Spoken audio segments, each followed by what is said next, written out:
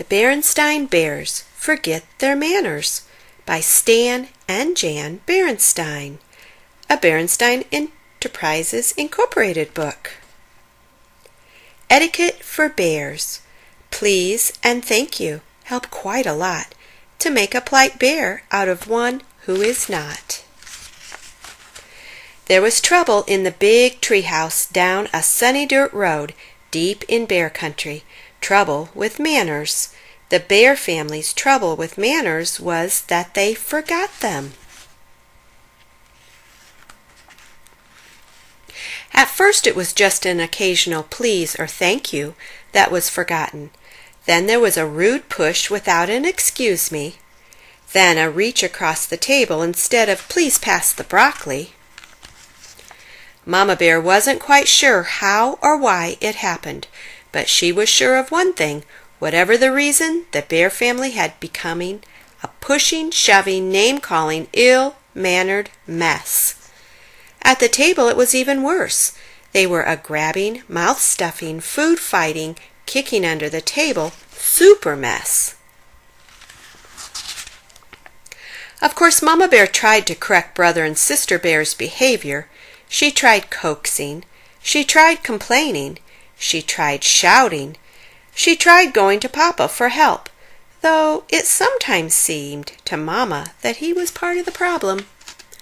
Papa banged on the table and shouted as only he could shout, but nothing really seemed to do any good. Mama didn't like what was happening to her family, not one bit. Something had to be done. But what? The best way to fight bad habits, she thought, was with good habits. Then she thought of a plan. She got a big piece of cardboard and a marker. At the top she wrote, "The Bear Family Politeness Plan." When the plan was finished, she called a family meeting and showed it to Papa and the cubs. It certainly got the bear family's attention. Mama's plan had a list of all the rude things she wanted to stop. Beside each one was a penalty, a job or chore that went with it. If you forget a please or a thank you, you had to sweep the front steps. If you pushed or shoved, you had to beat 2 rugs. If you got caught name-calling, you had to clean the whole cellar.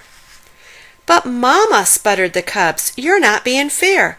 "It seems to me," she said, "that you're the ones who aren't being fair to yourselves or anyone else. That's what manners are all about, being fair and considerate. Manners are very important. They help us get along with each other. Why, without manners—" "Your Mama's absolutely right," interrupted Papa. "Thank you, Papa, for your comment. But interrupting is number 3 on the rude list, and the penalty is dusting the downstairs," Mama said and handed him the feather duster. Said Brother. "This looks serious. I think we'd better come up with a plan of our own, or we're going to be doing a lot of extra chores." "What sort of plan?" asked Sister. "Well," he said, "instead of just being polite, we'll be super polite. We'll please and thank you so much that Mama will get fed up and call the whole thing off." "Yes," said Sister, "we'll be so polite she won't be able to stand it."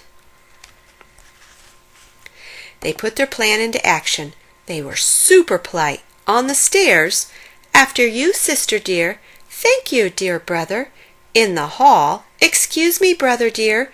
"Why, certainly, my dear Sister."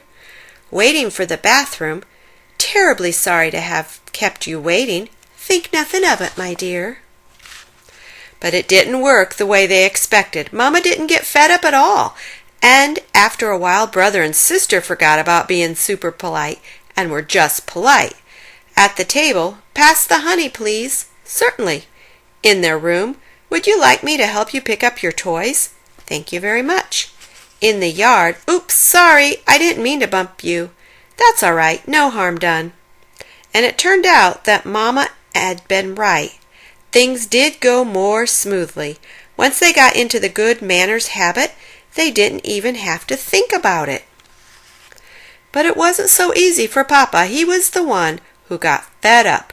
It's a little harder to change habits when you're older, and he had to do quite a few extra chores for forgetting his manners.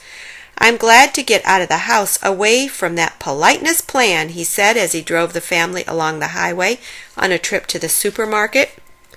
Manners and courtesy are just as important away from home, especially on the road, said Mama as they stopped at a stop sign to let pedestrians and other cars pass. They help us drive safely. Well, grumbled Papa as they all went into the busy supermarket, I think you can have too much of a good thing. You've got to have common sense along with manners. Why, if you let everyone go ahead of you at the checkout, you'd be there forever. And sometimes you have to interrupt. Excuse me, madam, he interrupted a shopper, but I believe you have a leaking bottle in your cart. The shopper thanked him for his help.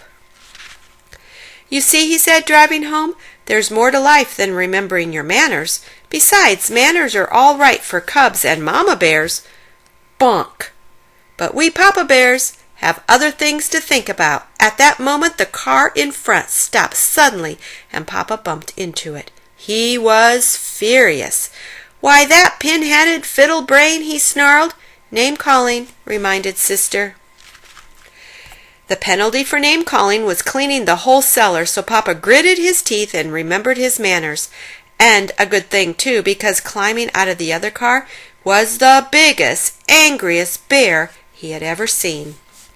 But when the angry bear saw how polite Papa was, he remembered his manners, too.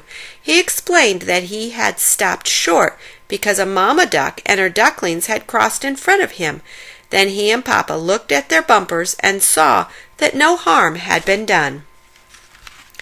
As I was saying, said Papa as they continued on their way, it's very important for us to remember our manners at all times, and I want to thank you, Sister, for reminding me to remember mine. You're very welcome, I'm sure, said Sister Bear politely.